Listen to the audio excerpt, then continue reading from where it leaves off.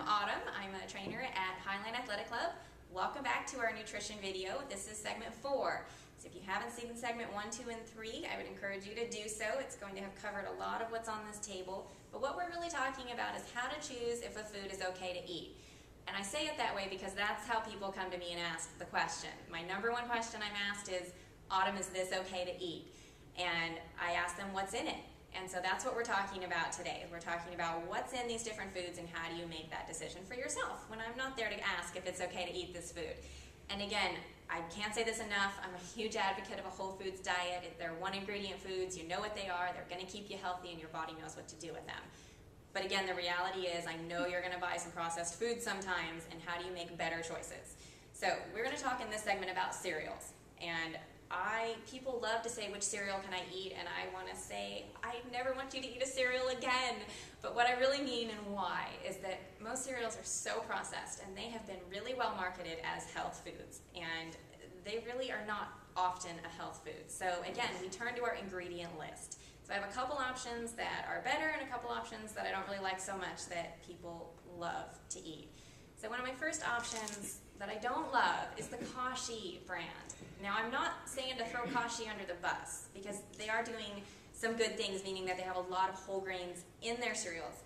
But they also love to use soy to boost the protein. And soy has been marketed as this wonderful health food. But what most people don't know is that a lot of people don't process soy well. It just doesn't agree with their digestive system. And or it really shouldn't be the primary protein source that you use. So I really caution people about their soy intake. And again, if you're going to have soy, it should really be from a whole food source and not modified in a cereal. So the first ingredient here is soy grits.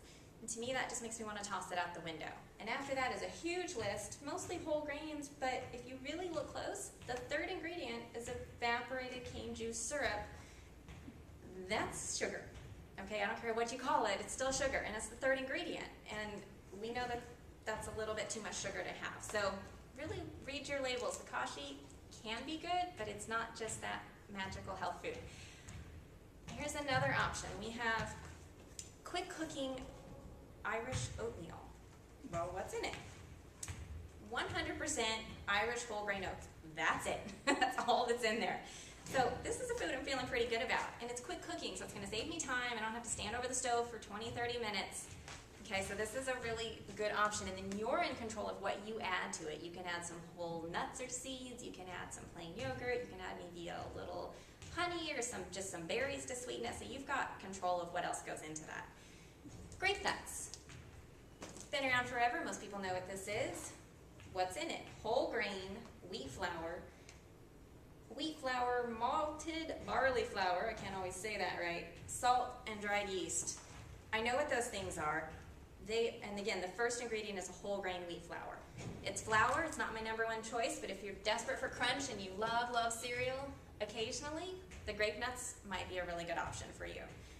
Another option that looks healthy, but it's not my first choice, is instant oatmeal that's already been flavored and sweetened. Well, this is blueberry. Doesn't that sound lovely? We all know blueberries are healthy for us. Well, first is whole grain rolled oats. That's great in our ingredient list. Second is sugar.